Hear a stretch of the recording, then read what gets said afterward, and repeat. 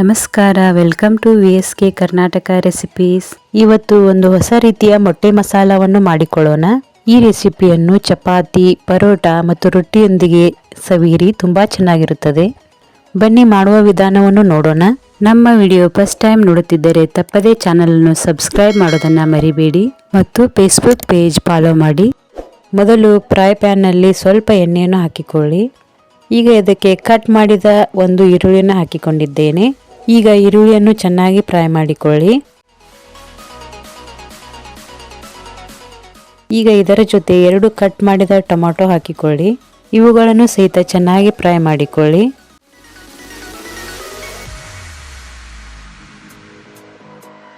ಈಗ ಇದರ ಜೊತೆ 1 ಸ್ಪೂನ್ ಸಾಹಿ ಜೀರಿಗೆ, 8 ಮೆಣಸಿನ ಕಾಳು, 6 ಲವಂಗ, ಸ್ವಲ್ಪ ಚಕ್ಕೆ ಮತ್ತು ಯಾಲಕ್ಕಿ 2. ಈಗ ಇವುಗಳನ್ನೆಲ್ಲ ಹಾಕಿಕೊಂಡು ಚೆನ್ನಾಗಿ ಫ್ರೈ ಮಾಡಿಕೊಳ್ಳಿ. ಇವು ಚೆನ್ನಾಗಿ ಫ್ರೈ ಆದ ತಕ್ಷಣ ಇದಕ್ಕೆ ಒಂದು ಅರ್ಧ ಬಟ್ಟಲಿನಷ್ಟು ಗೋಡಂಬಿಯನ್ನು ಹಾಕಿಕೊಳ್ಳಬೇಕು. ಈಗ ಇದರ ಜೊತೆ 2 ಸ್ಪೂನ್ ಆಗುವಷ್ಟು ಶುಂಠಿ ಬೆಳ್ಳುಳ್ಳಿ ಪೇಸ್ಟ್ ಹಾಕಿಕೊಳ್ಳಿ. ಇದನ್ನು ಸಹಿತ ಚೆನ್ನಾಗಿ ಫ್ರೈ ಮಾಡಿಕೊಳ್ಳಬೇಕು.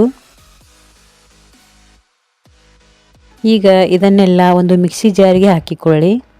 ಇದರ ಜೊತೆ ಸ್ವಲ್ಪ ಕೊತ್ತಂಬರಿಯನ್ನು ಹಾಕಿ ಚೆನ್ನಾಗಿ ರುಬ್ಬಿಕೊಳ್ಳಬೇಕು. ನಾನಿಲ್ಲಿ 5 ಮೊಟ್ಟೆಗಳನ್ನು ತೆಗೆದುಕೊಂಡಿದ್ದೇನೆ.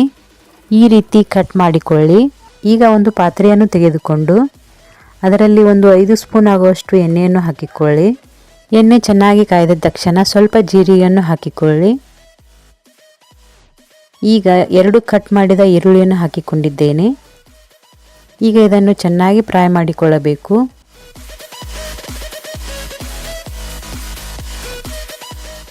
ಈಗ ಇದಕ್ಕೆ 2 ಸ್ಪೂನ್ ಆಗುವಷ್ಟು ಖಾರದ ಪುಡಿಯನ್ನು ಹಾಕಿಕೊಳ್ಳಬೇಕು.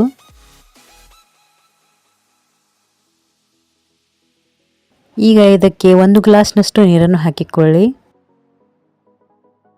ರುಚಿಗೆ ತಕ್ಕಷ್ಟು ಉಪ್ಪನ್ನು ಹಾಕಿಕೊಳ್ಳಬೇಕು.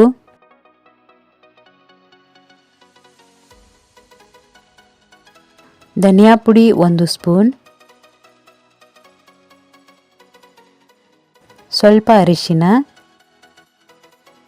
ಈಗ ಇದರ ಜೊತೆ ಗರಂ ಮಸಾಲ 1 ಸ್ಪೂನ್ ಹಾಕಿಕೊಂಡು ಚೆನ್ನಾಗಿ ಮಿಕ್ಸ್ ಮಾಡಿಕೊಳ್ಳಿ.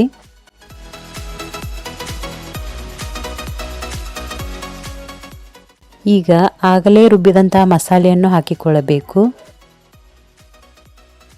ಇದು ಚೆನ್ನಾಗಿ ಕುದಿ ಬಂದ ತಕ್ಷಣ ಆಗಲೇ ಕಟ್ ಮಾಡಿದ ಮೊಟ್ಟೆಗಳನ್ನು ಹಾಕಿಕೊಳ್ಳಬೇಕು.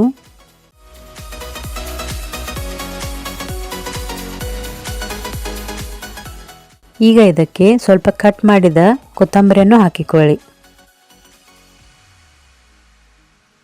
ಈಗ ಇದಕ್ಕೆ ಒಂದು ಲಿಡ್ಡನ್ನು ಮುಚ್ಚಿಕೊಂಡು ಚೆನ್ನಾಗಿ ಬೇಯಿಸಿಕೊಳ್ಳಿ.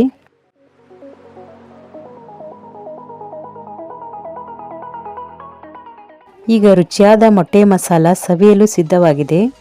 ಇದನ್ನು ನೀವು ಒಮ್ಮೆ ಟ್ರೈ ಮಾಡಿ ಹೇಗೆ ಬಂತು ಅಂತ ಕಮೆಂಟ್ ಮಾಡಿ.